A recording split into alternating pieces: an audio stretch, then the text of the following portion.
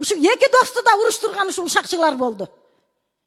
Президенттин жанындагы вице-премьер-министр кече чыгып алып айтып атат. Камчыбек Кыдыршаевичтин кылган ишин жөн эле жокко чыгарып атат. Камчыбек Кыдыршаевичтей болуп ошол вице-премьер элге иш кылсынчы. Соц тармактын бир маселесин түшүнбөй туруп, жөн эле блогер жүгүрүп чыгып, тиги чакырык жасап атат. Кимдир бирөө элди бөлүп жарып салгандай. Кана элдин бөлүп жарылганы? Эл бөлүнүп жарылган жок. Кагылайын, кыргыз элинен айланайын. Эл бөлүнгөн жок.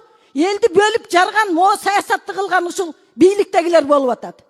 Ошол вице-премьер элди бөлүп жарып атат. Чакырык жасап атат. Эки дос деп, мына эл эки дос деп эркелетип айтып коет. Жакшы маанисинде. Эки достун ынтымагындан бузгандар болду.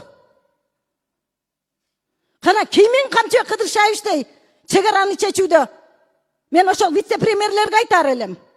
Кыйын экенсиң, социалдык маселени биринчи орунга коюп койбойсуңбу? Президентке күйөр экенсиң, элге күйөр экенсиң.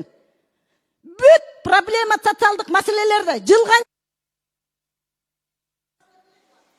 Оюңузду аягына чыгарып алыңыз.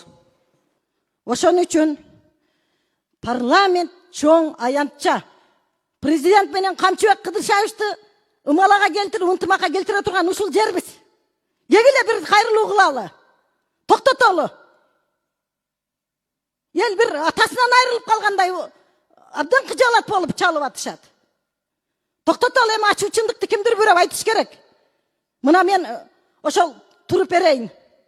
Келиңиздер, барыбыз чогуу бир президентке кайрылуу жасайлы. Болбойт мындай деп.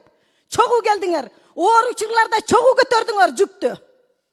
Жөн эле ушинтип эле Камчыбек Кыдыршаевич жөнөкөй киши эмес, айланайындар. Кечетен бери күтүп атам да ушул жерде жанында жүргөндөр ошо кишинен. Бүт жыргалын көргөндөр жанында жүрүп. Бир гана Үмбеталы чыкты, рахмат Үмбеталыга. Мен кечетен бери ойлонуп атам, кимдир бирөө айтар бекен, жигиттерден кимдир бирөө мындай чыгып, ушул эки дос урушпаш керек, жараштыралы деген сөздү айтар бекен деп аттым эле кечетен бери.